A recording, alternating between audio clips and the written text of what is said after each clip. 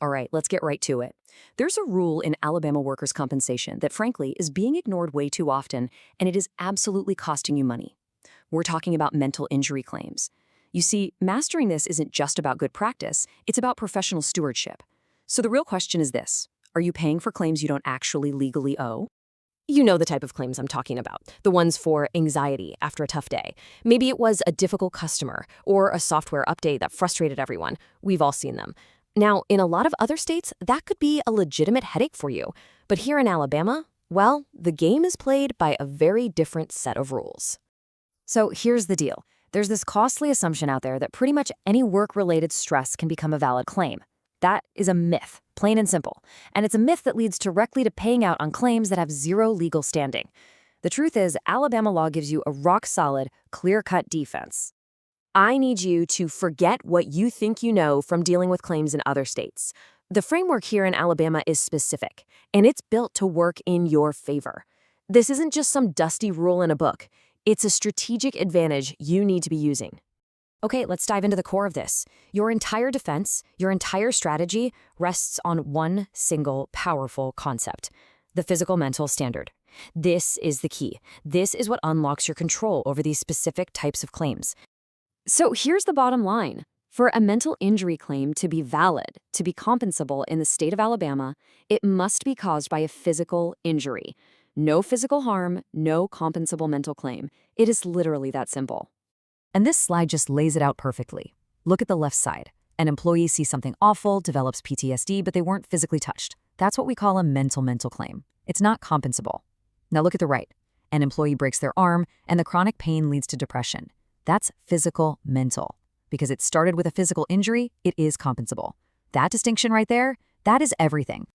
So what's the payout for one of those mental claims? The kind without a physical trigger? Zero. A big, fat zero. The law is crystal clear on this.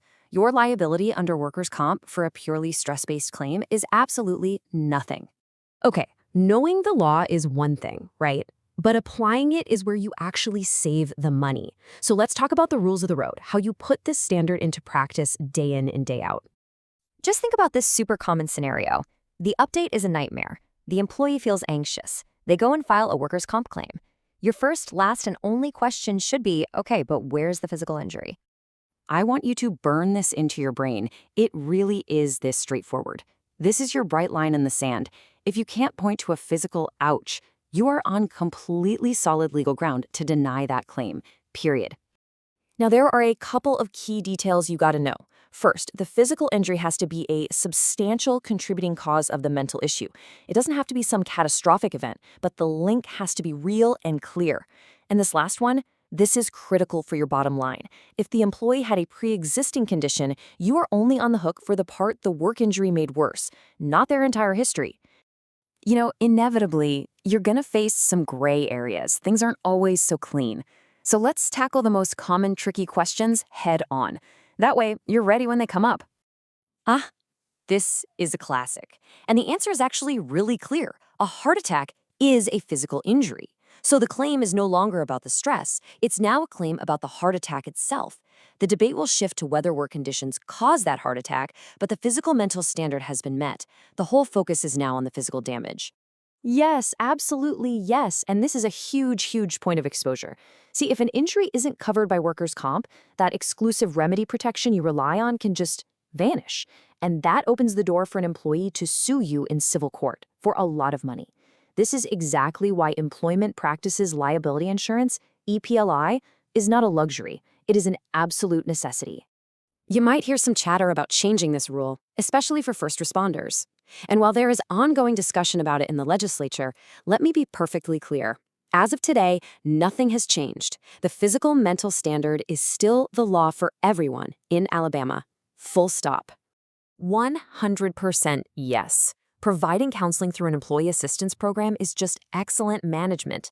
But, and this is a huge but, you must keep it separate from the workers' comp system. You have to build a firewall. Do not report EAP services as workers' comp claims, because the second it hits that system, it can start to negatively impact your experience mod.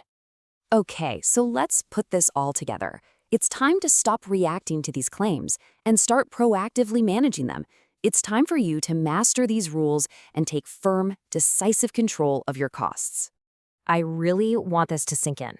The law is not some obstacle you have to get around here. It's a tool.